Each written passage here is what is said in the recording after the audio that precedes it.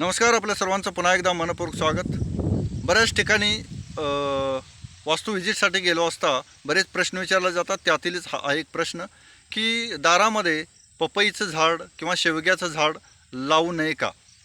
तर मला असं सांगायचं आहे पहिल्यांदा की हे कुणीतरी अलीकडंच एक फॅड काढलेलं आहे की दारामध्ये शेवग्याचं झाड लावू नये, पपईचं झाड लावू नये.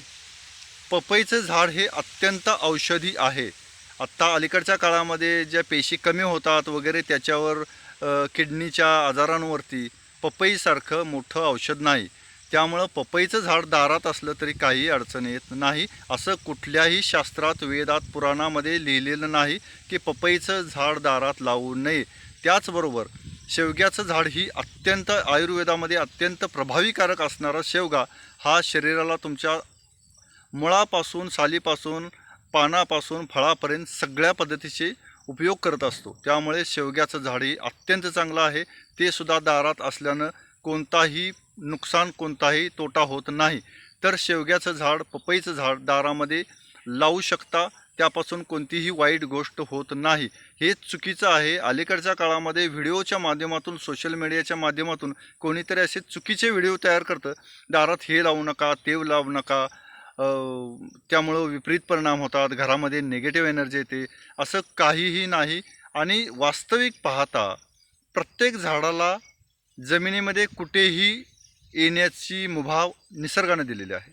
त्यामुळं तुमच्या दारात शेवगा लावला काय, बटाटा लावला काय आणि इतर कुठलं झाड लावलं काय, ते तिथं येणारच. आणि त्याच्यापासून तुम्हाला काटेरी वनस्पती दारामध्ये लावू नये असं म्हटलं जातं, कारण त्याचे काटे लहान मुलांना लागू शकतात, मोठ्या माणसांना दुखापत होऊ शकतं.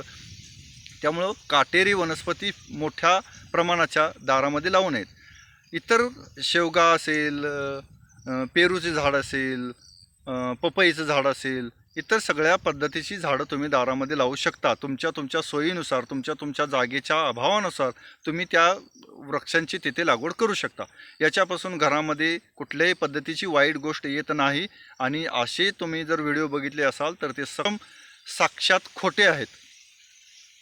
त्यामुळं अशा व्हिडिओवर विश्वास न ठेवता आपण वृक्षांची लागवड करा, वृक्षांचं जतन करा. तेच खऱ्या अर्थानं आपल्याला जगण्याची एक नवी दिशा देतात, ऑक्सिजन देतात. जो ऑक्सिजन आपण दवाखान्यामध्ये विकत घेतो, तो ऑक्सिजन ही निसर्ग संपदा आपल्याला वृक्षाच्या रूपानं फ्रीमध्ये देत असते. त्यामुळं पपई असेल, शेवगा असेल, दारामध्ये लावा.